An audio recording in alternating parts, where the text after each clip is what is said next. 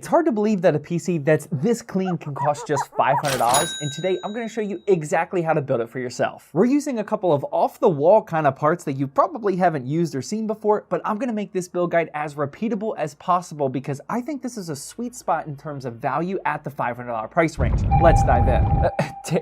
Terrible choice of words there. Let's not dive in anywhere. Actually, just avoid the ocean completely. Let's check this build out instead. And real quickly, since I know my audience is always interested in saving money when building and selling gaming PCs, today's video sponsor, GVG Mall, can definitely help you out with that. I've worked with GVG Mall for so long now and have bought probably close to 100 keys myself, and they're hooking you all up big time with the 25% off discount if you use code ZTT18 with the link in the description. GVG Mall has Windows activation keys as well as Microsoft Office, game keys for platforms like Steam and Origin, and they even have console stuff too like PSN and Xbox prepaid cards. Activating Windows couldn't be easier. Just paste in the key that you get instantly after paying on the website, so remove that ugly unactivated watermark for good. Don't forget to use ZTT18 for 25% off with the link in the description. Starting with the CPU like normal, here we have the Intel i5-10400F, and honestly, I got a little lucky on this one. This was originally posted on Jawa for 80 bucks, which is still a banging deal, but since I'm friends with AES Tech Gaming who is selling it, I got a little discount down to 70. If you randomly look at the CPU any day of the week, you may only find it available for like $100 used, and if that's the case, I recommend just spending a few bucks more and getting it new for like 110, but these often do sneak down to the $70 to $80 range, which is exactly when I would snipe it. This 6-core and 12-threaded chip is a beast that boosts up to 4.3 gigahertz, and you can realistically pair this CPU with graphics cards up to the 3060 Ti-ish level of performance without worrying about a bottleneck, so this is one of my favorite options to go with for budget to mid-range builds and flips. Another favorite that I have is this MSI Z490-A Pro motherboard, and that's because for whatever reason, it's been going on sale over on Whoop for just 50 bucks. This actually happened 2 separate times now, possibly even more, but both times that I saw the sale, I grabbed 2 of them for this price. If you can't find a deal like this, feel free to just grab any B460 or Z490 motherboard that you can find a good deal on, and honestly, there's a lot of Z490 boards floating around the used market lately, so that's where I would personally recommend you aim. Next up, we got the RAM, and this is the Timetech Conduit White 2x8GB kit that's clocked at 3200 megahertz, and this is available almost every day of the week over on Newegg for $36. You may have to do some digging though, but it is sold under Newegg sellers if you're using PC Part Picker, and I have seen slightly longer shipping times with this brand from Newegg, but that shouldn't matter too much as it's been a clutch purchase for us for a ton of different builds. We actually use this set of RAM often in our Frost Nova and Icebreaker gaming PCs, which we sell on ZTTbuilds.com. All of those PCs just got upgraded, by the way, to a newer version with higher end components without raising the prices, and if you want to check those out, I'll have a link down in the description. Going back to our build though, for the SSD, I just got another standard Team Group MP33 512GB NVMe drive, and these were on a ridiculously killer Newegg sale down to $22. Now, the average price of these is typically about 27 bucks, so when I say killer deal, I'm only talking about saving $4 or $5, but either way, I'm always trying to save some money, and I know you are too, and that's the type of thing that gets me excited. What also gets me excited is a killer power supply deal, and that's because you can only find them like once a quarter these days, but here I found the Apevia Prestige 600 watt, and I've been using this in a lot of my budget builds lately. This is still a very well priced 80 plus gold certified unit, and more importantly is that it's actually rated tier C on the PSU tier list, which is all I personally really care about. I'll let the experts do the PSU reviewing. Linus Tech Tips is about to enter that mix as well, so we all need to be prepared for that. But yeah, if they say this is tier C and safe to use for budget builds, you better believe I'm gonna follow that because we're kind of desperate out here for solid budget PSU deals. For today's build, I added some Asia Horse white cable extensions, which add $19 to our total, but I think it's always worth it. And we do actually have one more Asia Horse product in here, and this one, I don't know if you'll think it's worth it or not. This is actually a standalone GPU sag bracket and cooler with some RGB action, and since they sent this to me over like a year ago, I figured now was finally time to use it. You absolutely don't need to copy products like this if you're following along at home, but honestly, this is pretty dope, and I really think it adds a lot of value here to our build. This GPU that we're using is a bit of a bigger boy and can sag a bit, and since it's also a black GPU, I figured the extra white and RGB here really spruces up the build from an aesthetic perspective. I'm absolutely not worried about the cooling of our setup today, but having some extra fans underneath the GPU will give us some better temperatures, which we'll see in the upcoming benchmarking section. The other cooling product we have in here is the Thermalright Assassin X 120 SE ARGB, and this has been my go-to white air cooler for pretty much the entirety of 2023. These only ever cost about 22 bucks, and I buy like 10 of these at a time, and they'll have no problem cooling any Ryzen 5 or Intel i5 unit that you can install underneath it. And next up, for the case that everything is housed inside of, this here is the Deepcool CC560WH, and I actually used the black version of this recently in a Flippin' Friday episode, which you can check out in the upper right hand corner. I absolutely love this case for budget builds. Even even more so for budget PC flips, but the value in this is that it only costs $55. You're getting either an all-white or all-black design with some airflow potential here in the front, but it also comes with 4 LED fans, but this is where the only real downside of the case comes in. These LED fans only work with this color that you're seeing now, and you can't change it, and since this is Deepcool's brand color, it all kind of makes sense. It's a cool color in my opinion, and you can pair the RGBs of every other product to match with it, which is what we did, but if you don't like this color, then it could be a huge turnoff for you. And speaking of matching the RGBs, the only product that we unsuccessfully matched was the graphics card, and this here is the EVGA RTX 2060 Super, which you can find for around $180 on places like Jawa, Mercari, and eBay if you're willing to buy used. This GPU does indeed have RGB that lights up the letters and underneath the GPU as well, but our RGBs were slightly defective and I couldn't get the colors to work properly, so I just turned this off to make the build look as clean as possible. And if you are thinking about using this as a template for your next budget gaming PC, I would highly recommend considering AMD's RX 5700 XT instead of this 2060 Super. Don't get me wrong, the 2060 Super is a great option for 1080p gaming, and there's a metric ton of them available on the used market since they were so popular, but the RX 5700 XT does provide more FPS per dollar if that's what your main priority is. I recently benchmarked and reviewed these cards side by side in my top 3 GPUs under $200 video, which again is in the upper right hand corner, and the RX 5700 XT performs slightly better than the 2060 Super, and it averages around $150, which is cheaper on the used market. Both options are great though, so don't stress it too much and you'll be happy with either of these choices. All in all, here's what my final parts list is looking like, and we got really close to that $500 total mark, which I think is pretty solid considering the aesthetics and especially the performance that we're about to see. If you do ever want help with putting together a parts list for your own gaming PC build, head on over to zaxtechdrift.com/consulting because I'd love to help you out with that. But yeah, let's hop into these benchmarks. First up, we tested Apex Legends so Sam can flex some hopefully good headshots, and when using 1080p in high settings, we got a solid FPS average of 136. After that, we tested GTA 5. Is anyone else getting ultra hyped for all the GTA 6 leaks and news that we've been seeing lately? Let's go! And here, using 1080p in very high settings, we got 123 FPS. Fortnite followed up after that, and just as a heads up, I've been scratching my own Fortnite itch recently. This is Sam's benchmarking footage here, but just know that I've been grinding away on this game at home with no builds, and I think I might make a push for the rank play here soon, and I'll keep you guys updated on that. Comment down below if you want to see an OG Fortnite benchmarking montage in our next video, but yeah, here with 1080p in pro settings, we got an FPS average of 264. After that, we tested Diablo 4, which has slipped away from me a bit, and in 1080p with high settings, we got 120 FPS. Clearly, this budget PC is capable of utilizing a higher refresh rate monitor if you were wondering. Finally, we tested 3D Mark's Time Spy. This is now available on the Epic Store if you didn't see the news, by the way. Not sure who that would make happy though, but yeah, we got a score of 8,630, which indicates incredible price to performance. You can also see here that our GPU was only ever peaking at around 65 degrees, which is amazing to see, all thanks to our Asia Horse sag bracket cooling solution thing. And finally, for some more benchmarks here, the other games that we tested, the Intel i5-10400F and RTX 2060 Super is already a proven combination, and it's a pretty popular one from a few years ago, and here in 2023, it has absolutely no problem playing literally any game you throw at it in 1080p. Be sure to let me know what you think of this gaming PC build guide or what you would do to change it without going over budget, and if you want to see just a different way on how to spend $500 for your next build, feel free to click the video that's on the screen now.